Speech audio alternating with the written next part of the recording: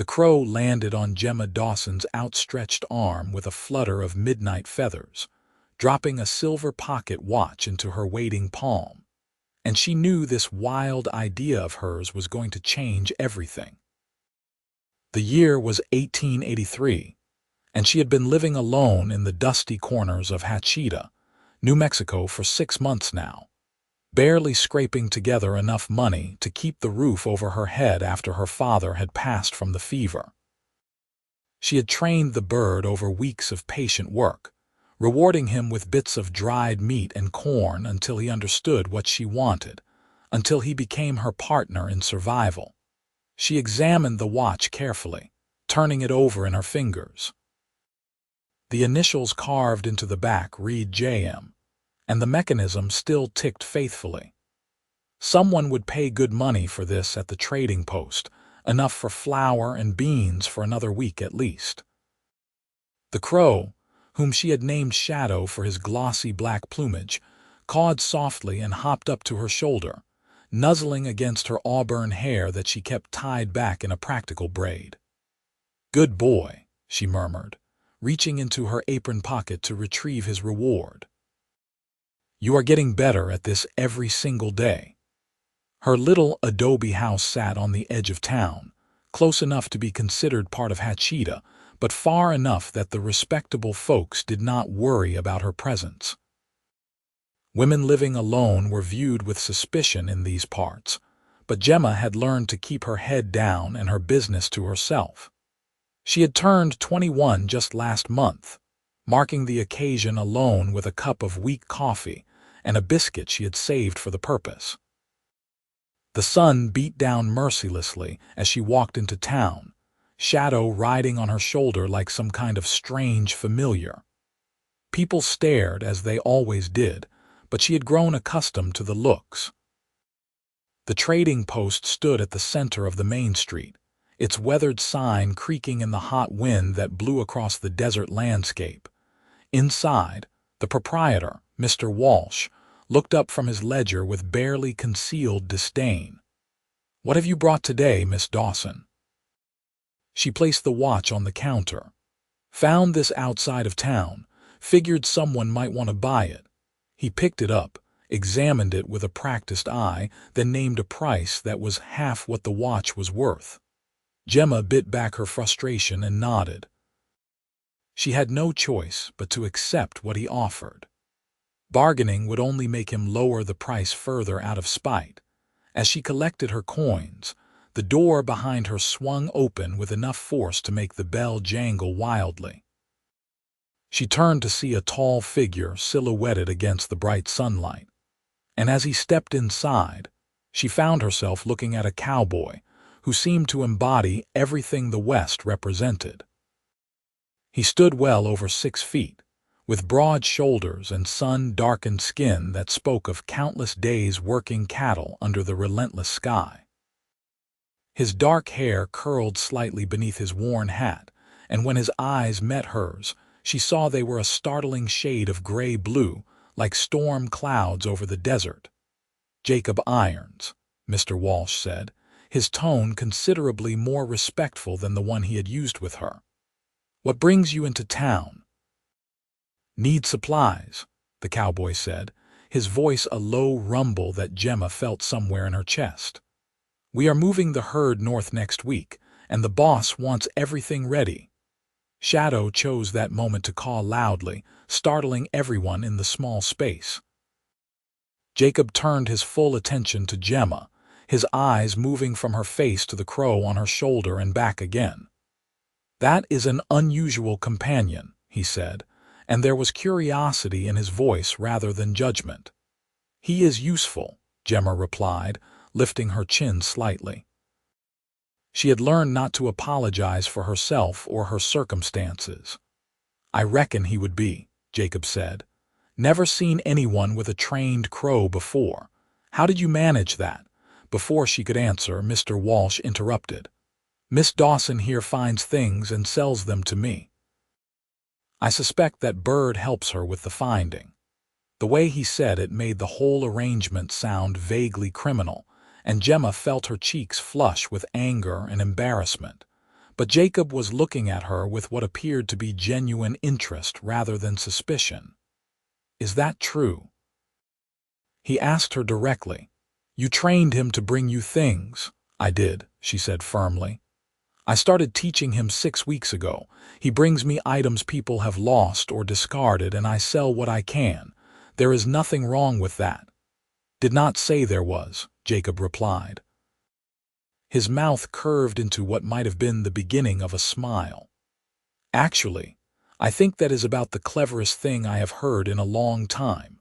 Most folks around here would not have the patience or the brains to figure something like that out." She stared at him, uncertain whether he was mocking her, but his expression seemed sincere. Mr. Walsh made an impatient sound, clearly wanting to move past this conversation and get to his more important customer. "If you will excuse me," Gemma said, clutching her coins and moving toward the door. "Wait," Jacob said, and she paused despite herself. "I meant what I said. That is smart thinking. This country does not make things easy, and you have found a way to survive. There is no shame in that." Their eyes met again, and Gemma felt something shift in the air between them, some recognition that passed too quickly to name, but left her feeling warm despite the practiced walls she had built around herself. "Thank you," she said quietly, and then she was outside, walking quickly back toward her little house with Shadow bouncing gently on her shoulder. She thought about the cowboy all evening as she prepared her simple dinner and fed Shadow his portion. Jacob Irons. The name suited him somehow, strong and solid. She told herself not to be foolish, that a man like that would have no real interest in a woman living alone on the edges of town, surviving by her wits and a trained bird. But his words echoed in her mind nonetheless. "You are the smartest one here." The next morning, Shadow brought her a small leather pouch that jingled with coins when she shook it. Her heart sank even as she counted the money inside. $10. This was not some lost trinket or discarded item. This was someone's wages, probably dropped by accident, and they would be desperate to find it. She stood in her small yard, holding the pouch and trying to decide what to do. The right thing would be to try to return it, but how would she even begin to find the owner? And if she was honest with herself, $10 could keep her fed for a month or more. She could buy fabric and make a new dress, something that was not worn thin at the elbows. She could afford lamp oil and not sit in darkness once the sun went down. But even as she thought these things, she knew she could not keep it. Her father had raised her to be honest, even when honesty was hard, especially when it was hard. She walked back into town, this time heading for the sheriff's office. The sheriff was an older man named Garrett who had always treated her with gruff fairness. He looked up when she entered, surprise crossing his weathered face. "Miss Dawson, what can I do for you?" She placed the pouch on his desk. "My crow found this. I think someone lost it, and I wanted to turn it in so you can find the owner." Sheriff Garrett picked up the pouch, hefted it, and looked at her with something like respect. "That is honest of you. A lot of folks would have pocketed this without a second thought." "It is not mine," she said simply. "I will ask around," he promised. "If we find the owner, I will let them know you brought it in." She nodded and turned to leave, but his voice stopped her. "Miss Dawson, your daddy would be proud of you." The unexpected kindness made her throat tight, and she managed only a nod before she left, not trusting her voice. 2 days later, she was in her garden trying to coax her struggling vegetables to grow in the harsh soil when she heard the sound of a horse approaching. She stood, shading her eyes against the afternoon sun, and felt her pulse quicken when she recognized Jacob Irons riding toward her small property. He dismounted with easy grace, holding his hat in his hands as he approached. "Miss Dawson, I hope I am not intruding." "Not at all," she managed, suddenly aware of the dirt on her hands and the sweat dampening her hair. "Is there something I can help you with?" Actually, I came to thank you, he said. That pouch you turned into the sheriff. That was mine. Dropped it somewhere between the ranch and town, and I thought it was gone for good. $10 is a lot of money to lose. Gemma felt her face grow warm. Your crow found it, Shadow found it, she confirmed. But I could not keep it. That is not right. Jacob was quiet for a moment, studying her with those storm cloud eyes. Most people would have kept it. Sheriff Garrett said you brought it in without hesitation. It was not mine, she repeated, echoing what she had told the sheriff. You are struggling to make ends meet, Jacob said bluntly. Anyone can see that. But you did the right thing anyway. That says a lot about who you are. She did not know what to say to that, so she just stood there, acutely aware of his presence, of how tall he was, of the way his shirt stretched across his broad shoulders. I want to give you a reward, he continued. Half of what was in the pouch. No, she said immediately. I did not return it for a reward. I returned it because it was the right thing to do. I know that, he said patiently, but I want to do it anyway. Call it thanks, not a reward. She shook her head. I appreciate the thought, but no thank you. He looked frustrated, but also amused. You are stubborn. I have to be, she said. This country does not have much use for women who are not. Fair enough, he said, but at least let me buy you dinner. There is a restaurant in town, nothing fancy, but the food is decent. Would you allow me that much? Gemma hesitated. The offer was tempting for more reasons than just the prospect of a meal she did not have to prepare herself. But she was also wary. Why? Because I would like to hear more about how you trained that crow, he said. And because I think you are interesting and I would like to know you better. Is that acceptable? The directness of his answer surprised her into honesty. I would like that. Tomorrow evening, he suggested. I could come by around 6, and we could walk into town together.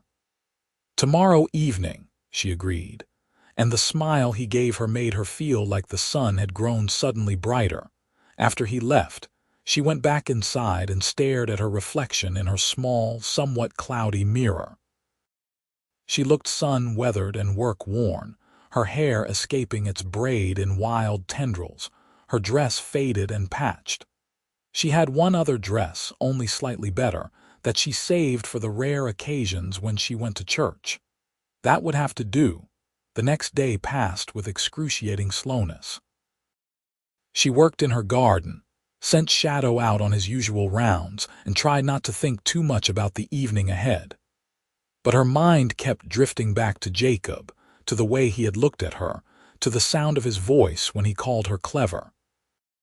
She bathed in the basin she used for washing, scrubbing away the dust and sweat of the day.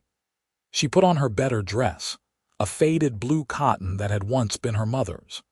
She brushed her hair until it shone and then braided it again, leaving a few soft pieces loose around her face. She had no jewelry except for her mother's simple silver locket, which she fastened around her neck. Jacob arrived exactly at 6, riding the same sturdy bay horse. He had clearly made an effort as well, wearing a clean shirt and vest, his dark hair still damp from washing. He looked at her for a long moment when she stepped outside, and something in his expression made her feel beautiful despite the worn dress and scuffed boots. You look lovely, he said simply. Thank you, she replied, feeling shy suddenly. You look very nice as well. He offered her his arm, and after a moment's hesitation, she took it. They walked into town together, Shadow trailing behind them in the air, occasionally swooping down to investigate something before returning to follow them. The restaurant was small and plain, but clean and welcoming. The owner, Mrs. Chen, was a Chinese woman who had come west with her husband to work on the railroads and stayed after he died. She raised her eyebrows slightly when she saw Gemma walk in with Jacob, but she showed them to a table without comment. I have never eaten here before, Gemma admitted once they were seated. I have never been able to afford it. Then I am glad I could give you a reason to come, Jacob said. Mrs. Chen makes the best beef stew in 3 counties, and her biscuits are like heaven." He was not exaggerating. When the food came, Gemma had to force herself not to eat too quickly, to savor each bite instead of wolfing it down like someone who was not entirely sure where her next meal would come from. Jacob pretended not to notice, keeping up a steady stream of conversation that put her at ease. He told her about the ranch where he worked, a sprawling operation owned by a man named Samuel Crawford. Jacob had been working there for 3 years, having drifted west from Missouri after his parents died of cholera. He was 24, and he hoped to save enough money eventually to buy his own land, his own cattle. "What about you?" he asked. "How did you end up in Hachita?" She told him about her father, a surveyor who had moved them here for work 2 years ago. She told him about her mother, who had died when Gemma was 15, back in Kansas. She told him about the fever that had taken her father last winter, leaving her alone with nothing but the little adobe house and her determination not to starve or be forced into circumstances she did not want. "That is when I thought of training Shadow," she explained. "I had been feeding the crows that came around just because I liked watching them. They are smart birds, smarter than most people realize. I started noticing that they would bring things to trade for food, shiny things usually. So I thought, what if I could direct that behavior? What if I could teach one of them to bring me specific types of things?" "How did you do it?" Jacob asked, leaning forward with genuine interest. "Patience mostly," she said. "I started by rewarding Shadow whenever he brought me anything at all. Then I started only rewarding him when he brought me certain types of things, metal objects mainly, because those are usually valuable. It took weeks, but eventually he understood. Now he goes out every day and brings me whatever he finds. Sometimes it is nothing useful, but often enough it is something I can sell." "You are the smartest one here," Jacob said, and the admiration in his voice was unmistakable. "Most folks would have given up or accepted charity or worse. You found a way to survive that does not depend on anyone else. That takes brains and courage." Gemma felt her eyes sting unexpectedly. She could not remember the last time someone had praised her, had seen her struggle and called it strength rather than stubbornness or pride. "Thank you," she said softly. "That means more than you might realize." They talked until the restaurant began to empty, and Mrs. Chen started giving them pointed looks. Jacob paid for their meals, and then they walked slowly back through the cooling evening air. The desert sky was turning purple and orange, streaked with gold from the setting sun. "I would like to see you again," Jacob said when they reached her house. "If you would allow it." "I would like that too," Gemma replied.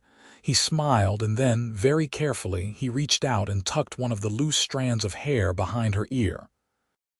His fingers were rough from work but gentle in their touch, and Gemma felt her breath catch. "Good night, Gemma," he said, using her first name for the first time. "Good night, Jacob." She watched him ride away, then went inside and leaned against the closed door, her heart racing.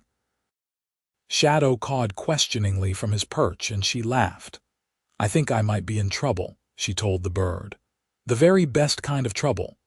Over the next weeks, Jacob came to see her whenever his work allowed. Sometimes he brought supplies, things she needed but would not ask for, like coffee and sugar and lamp oil. She protested at first, but he insisted, and eventually she allowed herself to accept his kindness.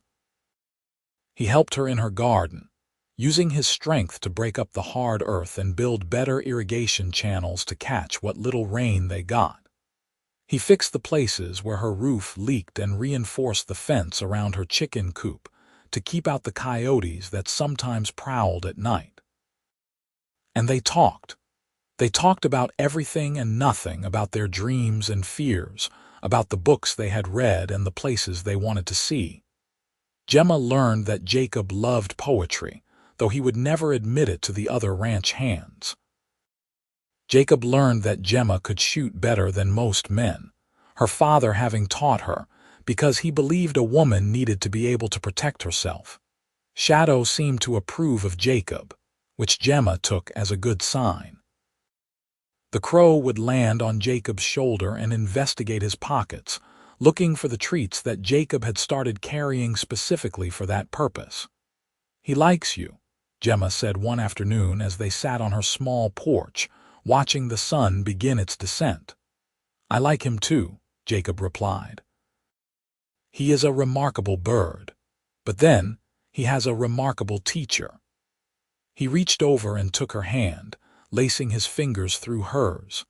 It was the first time he had done more than occasionally touch her arm or shoulder, and the contact sent warmth spreading through her entire body. "Gemma," he said, his voice serious, "I need you to know that my intentions toward you are honorable. I am not the kind of man who trifles with a woman's affections." "I know that," she said. "I would not have allowed you to keep coming around if I thought you were." "I am falling in love with you," he said bluntly. "I wanted you to know that. I wanted you to understand what this is for me." Her heart felt too large for her chest. "I am falling in love with you too," she admitted. "It terrifies me, but it is true." "Why does it terrify you?" "Because I have learned to depend only on myself," she said.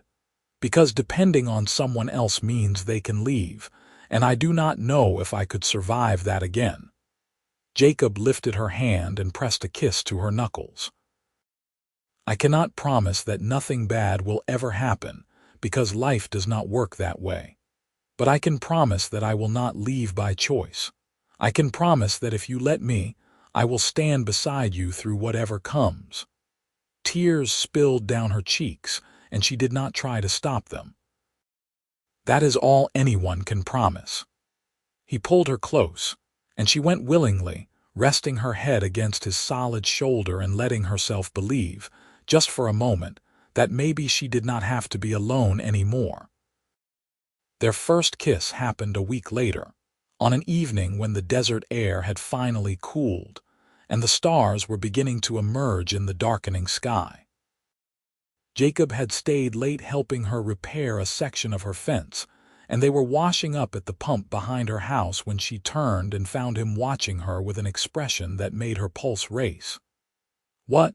she asked, suddenly self-conscious. "I was just thinking about how beautiful you are," he said, "and about how much I want to kiss you." "Then why do you not?" she asked, surprised by her own boldness. He closed the distance between them in 2 steps, cupping her face in his hands. "Are you sure?" "I am sure," she whispered. His kiss was gentle at first, almost tentative, as if he was afraid she might break. But when she pressed closer, wrapping her arms around his neck, he deepened the kiss, and Gemma felt like the ground was tilting beneath her feet. She had been kissed before, quick stolen kisses from boys back in Kansas, but nothing like this. Nothing that made her feel like she was burning and drowning and flying all at once. When they finally broke apart, both breathing hard, Jacob rested his forehead against hers. "I love you," he said. "I know it is fast, but I love you." "I love you too," she replied, and saying the words out loud made them feel more real, more solid. They stood there in the gathering darkness, holding each other, until Shadow's insistent cawing reminded them that the bird had not been fed his evening meal. They laughed and went inside together, and Gemma marveled at how natural it felt to have Jacob in her small space, how right it seemed. As summer deepened into its full heat, their relationship deepened as well. Jacob started staying later and later, and while he never pushed for more than she was willing to give, the tension between them grew more palpable. Gemma wanted him, wanted to give herself to him completely, but she was also afraid. Not of him, but of what it would mean, of the vulnerability it would require. One evening, as they sat on her porch watching the sunset paint the sky in shades of red and gold, Jacob said, "Marry me." Gemma turned to stare at him. "What? Marry me?" he repeated, turning to face her fully. I know we have not been courting long by traditional standards, but I know my own heart. I want to spend my life with you. I want to wake up beside you every morning and fall asleep holding you every night. I want to build something with you, a real life, a home. Say yes." "Jacob," she started, but her voice caught. "I know you are scared," he said. "I know you have been hurt by loss and you are afraid to depend on anyone. But Gemma, we all need someone. Being strong does not mean being alone. Let me be your partner in every sense of the word." "I do not have a dowry," she said, grasping at practical concerns because the emotional ones were too overwhelming. "I have nothing to bring to a marriage except myself and a trained crow." "You think I care about a dowry?" Jacob asked, and he sounded almost angry. "Gemma, you are resourceful, intelligent, brave, and beautiful. You have survived things that would have broken most people. You are everything I want, everything I need. I do not want your money or your possessions. I want you." "Where would we live?" she asked.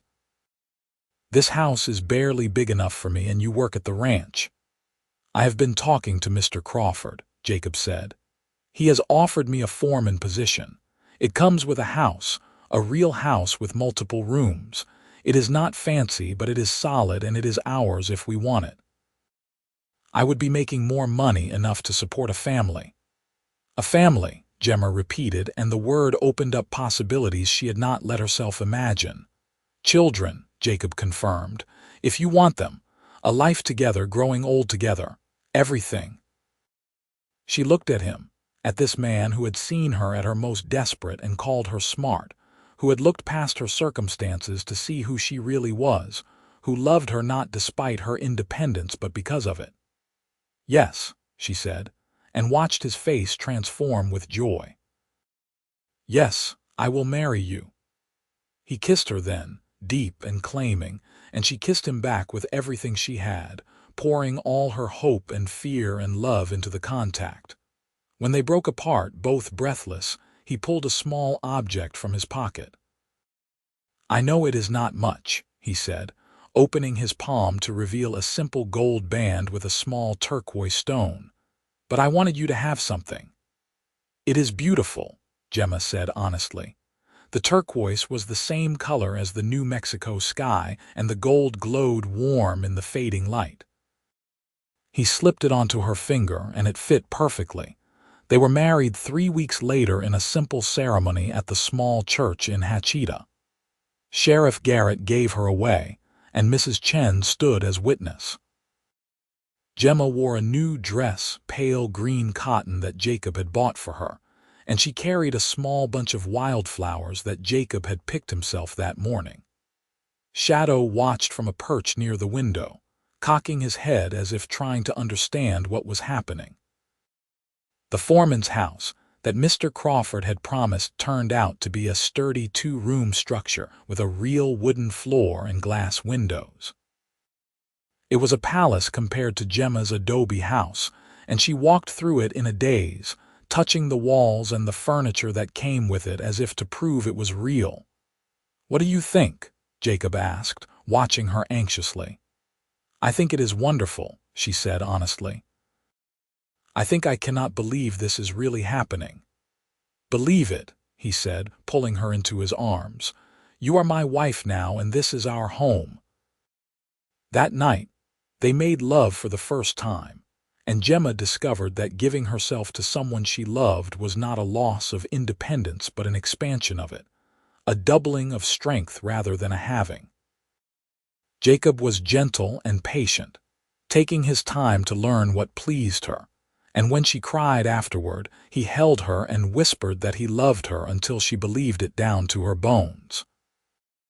Gemma brought Shadow with her to their new home, and the crow seemed to adapt well to the change in circumstances.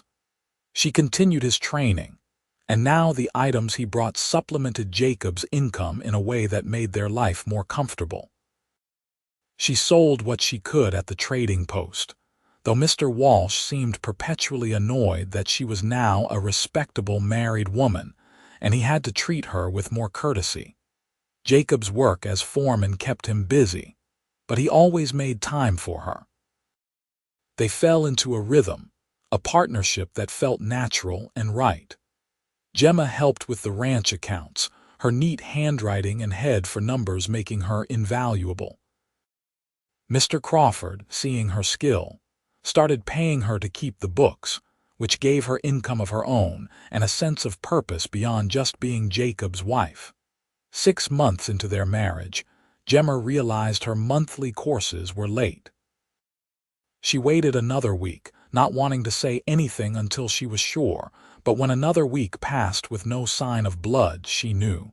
She told Jacob that evening as they sat together after dinner. "I think I am pregnant," she said simply. Jacob went very still. "You think?" "I am almost certain," she clarified. "My courses have not come in 2 months now, and I have been feeling ill in the mornings." He let out a whoop that startled Shadow into flight and swept her into his arms, spinning her around despite her laughing protests. "We are going to have a baby," he said, his voice full of wonder. "Gemma, we are going to be parents. Are you happy?" she asked, needing to hear him say it. "Happy?" He set her down and cupped her face in his hands. "I am beyond happy. I am the luckiest man in the territory. I have a wife I adore and now a child on the way. What more could I possibly want?" The pregnancy progressed normally, though the heat of summer made Gemma uncomfortable, and the morning sickness lasted well into the 4th month. Jacob was attentive to the point of being overprotective, trying to stop her from doing any work that he considered too strenuous. She had to remind him more than once that she was pregnant, not fragile, and that women had been working through pregnancy since the beginning of time. But she appreciated his concern, even when it frustrated her, because it came from love. He would rest his hand on her growing belly and talk to the baby, telling stories and making promises about the life they would have together. Shadow seemed fascinated by the changes in Gemma's body, often perching nearby and making soft clicking sounds as if communicating with the baby in his own way. Winter came, bringing cooler temperatures that were a relief after the brutal summer. Gemma's belly swelled large, and movement became more difficult. Jacob insisted on hiring a midwife, a competent woman named Mrs. Rodriguez, who had delivered half the babies in the county. The baby came in late February of 1885, after a long and difficult labor that left Gemma exhausted and shaking. But when Mrs. Rodriguez placed the crying infant in her arms, all the pain was forgotten. "A boy," Mrs. Rodriguez announced. "A healthy baby boy." Jacob was kneeling beside the bed, tears streaming down his face as he looked at his son. "He is perfect," he whispered. "Gemma, you did it. He is perfect." They named him James, after Jacob's father, and he had his father's dark hair and his mother's green eyes. Jacob held him with the same gentleness he showed to Gemma, this big, strong man reduced to awed silence by the tiny life they had created together. Gemma recovered slowly from the birth, but Jacob was patient, taking on extra help at the ranch so he could spend more time at home. Shadow was fascinated by the baby, often perching nearby and watching intently as Gemma nursed or changed him. She had worried the crow might be jealous, but instead he seemed protective, cawing loudly if James cried and no one responded immediately. As James grew, so did their happiness. The baby was healthy and curious, meeting each milestone right on time. Jacob was a devoted father, often coming home dirty and tired from a long day only to immediately reach for his son, singing to him or playing with him until Gemma insisted he needed to sleep. When James was 6 months old, Shadow brought Gemma a small leather bag that jingled. Inside were gold coins, more than she had ever seen at once. She brought the bag to Jacob, worried about where it might have come from. "This is a lot of money," Jacob said, counting it out. $50 in gold. Someone will be looking for this." They took it to Sheriff Garrett just as Gemma had taken the smaller pouch before. But this time, No one came forward to claim it. The sheriff made inquiries, posted notices, but after a month with no claimant, he returned the money to them. "It is yours by right of finding," he said. "Use it well." The money was enough for a down payment on land. Jacob had been saving for years, and combined with this unexpected windfall, they had enough to buy a section of property north of the ranch, land with a creek running through it and good grass for cattle. "We could build our own place," Jacob said, looking at the deed with something like reverence. "Start our own herd. It would be hard work, years before we could make a real living from it, but we could do it." "Then let us do it," Gemma said. She had never seen Jacob so excited, and she wanted to give him this dream. Mr. Crawford was disappointed to lose his foreman but understanding. He helped them purchase their first cattle, 10 head at a fair price, and promised to buy from them once their herd grew. They began building their house that spring, a larger place with room for more children, and a special covered area for Shadow to roost. Jacob worked harder than Gemma had ever seen anyone work, spending his days building their house and his evenings tending their small herd. She helped where she could, James strapped to her back in a carrier she had made, and slowly their home took shape. By the time James was walking, they had moved into the new house. It was not fancy, but it was solid and it was theirs, built with their own hands on their own land. Gemma planted a garden, digging irrigation ditches and coaxing vegetables from the hard earth. Shadow continued his work, bringing her items to sell, and the extra income helped them buy more cattle, grow their herd. Jacob had been right that it was hard work. There were times when money was tight, when they ate beans and cornbread for weeks, because that was all they could afford. There were times when Gemma wondered if they had made a mistake, if they should have stayed at the ranch, where life was more secure. But then she would watch Jacob playing with James, teaching their son to ride on a gentle old mare they had bought specifically for that purpose. Or she would stand on their porch at sunset, looking out over land that belonged to them, watching their cattle graze peacefully. And she would know they had made the right choice. When James was 3, Gemma became pregnant again. This pregnancy was easier than the first, perhaps because she knew what to expect or perhaps because she was not working quite as hard. Jacob had hired a young man named Daniel to help with the ranch work, which took some of the burden off. Their second child was born in the spring of 1888, another boy they named Joseph. He had Gemma's auburn hair and Jacob's gray-blue eyes, and he was a loud, demanding baby who wanted to be held constantly. James, now old enough to understand, was fascinated by his baby brother and wanted to help with everything. Shadow was older now, his feathers not quite as glossy as they had been, but he was still devoted to his work. He brought items less frequently, and Gemma suspected he spent more time watching over the children than hunting for treasures. She had never tried to train another crow, feeling that her partnership with Shadow was unique and could not be replicated. The ranch continued to grow. By the time Joseph was walking, they had nearly 100 head of cattle and had hired 2 more hands to help manage them. Jacob had a reputation as a fair boss and a skilled cattleman, and their beef was sought after by buyers throughout the territory. Gemma kept the books, managed the household, raised their sons, and continued to sell what Shadow brought her. She had her own income, her own savings, and the knowledge that she was a full partner in everything they had built. Jacob never made a major decision without consulting her, never treated her as less than his equal.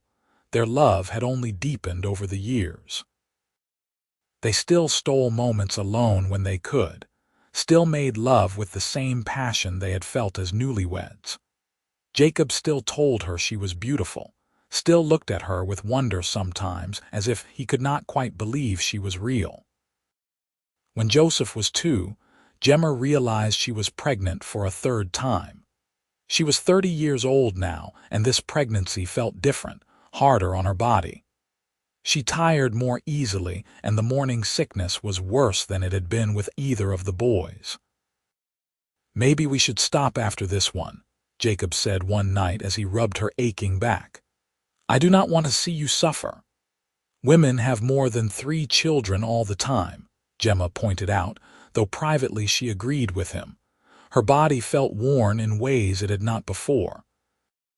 "I know," Jacob said, "but I love you more than I want a dozen children. If having more babies puts you at risk, then we stop." She turned to look at him, this man who had given her everything, who had kept every promise he had ever made. "I love you," she said simply. "I love you too," he replied. "More than anything except those boys sleeping in the next room."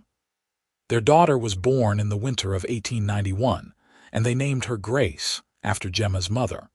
She was small and perfect, with dark curls and green eyes, and both Jacob and Gemma fell instantly in love. The boys were thrilled to have a baby sister, both of them wanting to hold her and help care for her. The birth had been difficult, and Mrs. Rodriguez told Gemma privately that she should not have any more children. Gemma agreed, feeling that their family was complete. Jacob was careful after that, and while they continued to share a bed and intimacy, they were cautious. Shadow died the summer after Grace was born. Gemma found him on his perch one morning, peaceful in death, and she wept as if she had lost a member of her family. In many ways she had. The crow had been her partner, her savior in her darkest time, and losing him felt like losing a piece of herself. They buried him in the garden, and James, now 8 years old, carved a small wooden marker. Jacob held Gemma as she cried, understanding that she was mourning more than just a bird. She was mourning the scared, alone girl she had been when she first trained Shadow, the desperate circumstances that had led her to such an unconventional solution. "He saved my life," she told Jacob.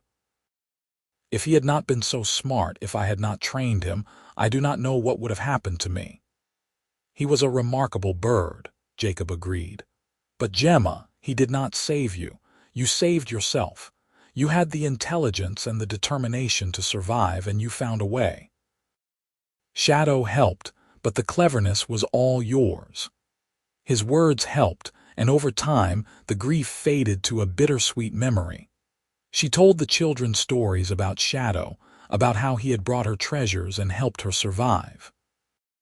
She taught them the lesson she had learned, that sometimes you had to find unconventional solutions, that intelligence and resourcefulness could overcome almost any obstacle. The ranch continued to prosper. By 1895, they had over 300 head of cattle and had bought additional land to support the herd. They had built a proper barn and hired 6 regular hands plus additional help during roundup and branding. They were not wealthy by the standards of the big ranchers, but they were comfortable, secure, and happy.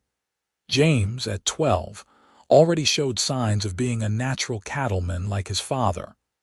He could ride better than most adults and had a way with the cattle that reminded Gemma of Jacob. Joseph, at 9, was more interested in books and numbers, often helping Gemma with the accounts. Grace, at 4, was fearless and determined, following her brothers everywhere and insisting she could do anything they could do.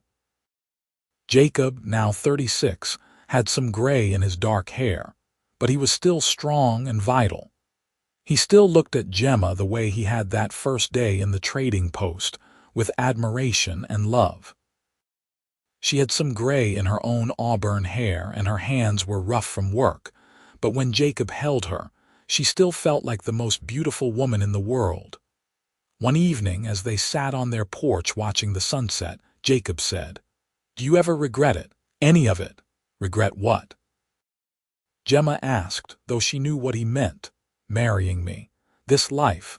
I know it has been hard sometimes, harder than if you had married someone already established." She took his hand, lacing their fingers together the way she had that first time. I regret nothing. This life, our children, our ranch, all of it came from the two of us working together. That makes it more valuable, not less. You are still the smartest one here, Jacob said, echoing the words that had started everything. Smartest and bravest and most beautiful. And you are still the man who saw past my circumstances to who I really was, Gemma replied. The man who called my desperation cleverness and my determination strength. I would not change a single thing. He kissed her then, soft and sweet, and they sat together as the sky turned from gold to purple to black, studded with 1,000,000 stars. From inside the house, they could hear their children laughing over some game, the sound of the life they had built together. The years continued to pass, marked by the changing seasons and the growth of their children. James became a man, tall and strong like his father, taking on more and more responsibility for the ranch. At 19, he married a sweet girl named Anna from a neighboring ranch, and they built a small house on the property so James could continue working the land he had grown up on.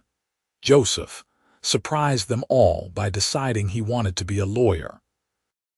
At 16, he left for school in Santa Fe, promising to visit often. Gemma was proud even as she missed him terribly. Her quiet, bookish son had found his calling, and she would not hold him back from it. Grace, at 14, was every bit as strong-willed as her mother had been. She could ride and rope as well as any of the ranch hands, and she had her mother's head for business. Jacob joked that she would probably end up running the whole operation someday, and Gemma suspected he was right. In 1899, James and Anna gave them their first grandchild, a girl they named Emily. Holding her granddaughter, Gemma thought about how far she had come from that desperate girl living alone on the edge of Hachita, training a crow to bring her things to sell. She thought about the journey that had brought her here, to this moment, surrounded by family and love and security. Jacob, now 41, had more gray in his hair and some lines around his eyes, but to Gemma, he was as handsome as the day she had first seen him walk into the trading post. He was a devoted grandfather, as gentle with baby Emily as he had been with their own children. One evening, as they prepared for bed, Jacob pulled out a worn leather pouch. "Do you remember this?" Gemma recognized it immediately. "That is the pouch I returned to the sheriff, the one Shadow found. The one that brought me to your door," Jacob confirmed. "I kept it all these years." "Do you know why?" She shook her head. "Because if I had not lost this, I would never have had a reason to seek you out and thank you. We might never have had that first dinner, never have fallen in love, never have built all of this." He gestured at their bedroom, their home, the life they had created. "Everything good in my life came from this moment, from your honesty in returning what was not yours." Gemma felt tears sting her eyes. "I love you," she said. "After all these years, after everything we have been through, I love you more now than I did then." "And I love you," Jacob replied. "You are still the smartest, bravest, most remarkable woman I have ever known." They made love that night with the tenderness of long familiarity, knowing each other's bodies as well as they knew their own. Afterward, lying in his arms, Gemma felt a deep sense of peace and contentment. This was what she had been fighting for all those years ago, though she had not known it at the time. Not just survival, but a life worth living, full of love and purpose and connection. The new century arrived, bringing changes to the West. Towns grew, railroads expanded, and the wild frontier they had known began to fade into history. But on their ranch, life continued much as it always had, marked by the rhythms of cattle and seasons and family. Joseph came home from law school in 1902, surprising them with news that he had decided to open a practice in Hachita. The town had grown considerably, and there was need for a good lawyer. He was engaged to be married to a young woman named Sarah he had met at school, and they planned to build a house in town. Grace, at 18, showed no signs of wanting to marry anytime soon. She was too busy helping her father run the ranch, managing the hands and overseeing the breeding program she had convinced Jacob to start. She had her mother's business sense and her father's way with cattle, and the ranch prospered under their combined leadership.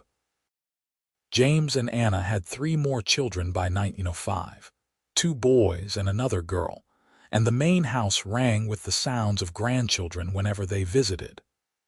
Gemma loved being a grandmother, loved the way Jacob softened even further with each new baby, loved watching their family expand and flourish. In the spring of 1907, Grace surprised them by announcing she was going to marry Daniel, the young man who had been working on the ranch for nearly 20 years.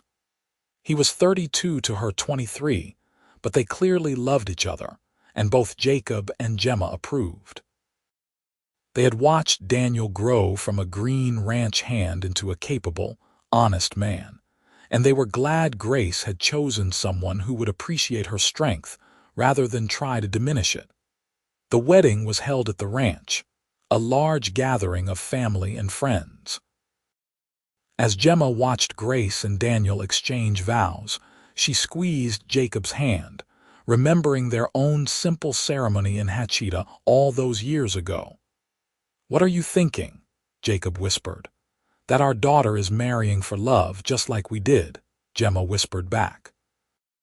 "That we did something right, raising children who know their own worth and choose partners who see it."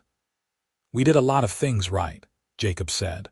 "But mostly, I think we just loved them and showed them what a good marriage looks like." As the years continued to pass, Jacob and Gemma gradually stepped back from the day-to-day running of the ranch, letting James and Grace take over more of the responsibility. They were grandparents now to 8 children, with more on the way as their sons and daughter continued to expand their families. They spent their days working in the garden Gemma had expanded over the years, riding out to check on the cattle, and simply enjoying each other's company. They had been married over 25 years, and their love had only deepened with time. In 1910, Gemma turned 52 and Jacob turned 54. They celebrated with a large family gathering, all 3 of their children present along with spouses and grandchildren. The house was full of noise and laughter, and Gemma felt her heart overflow with gratitude.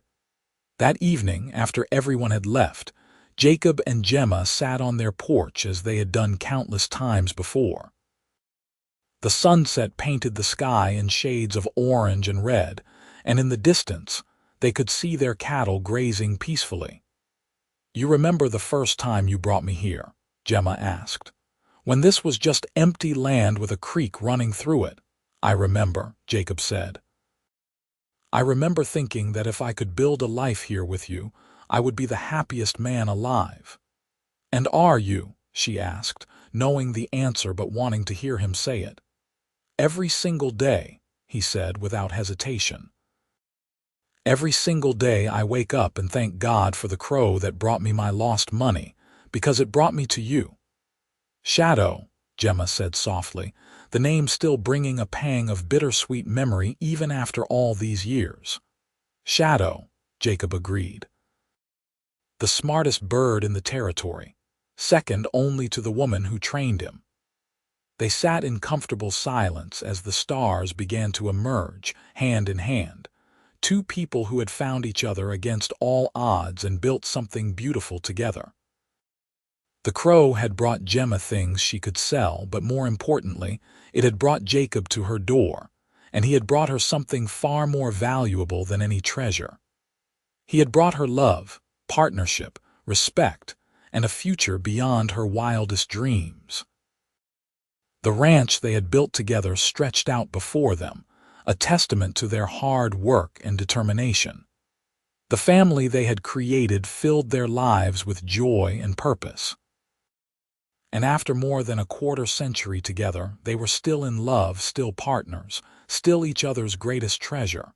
As the night deepened and the desert air cooled, Jacob helped Gemma to her feet. "Come on," he said gently. "Let us go to bed." They walked inside together, past the photographs that lined the walls documenting their life together, past the rooms where their children had grown up, to their own bedroom.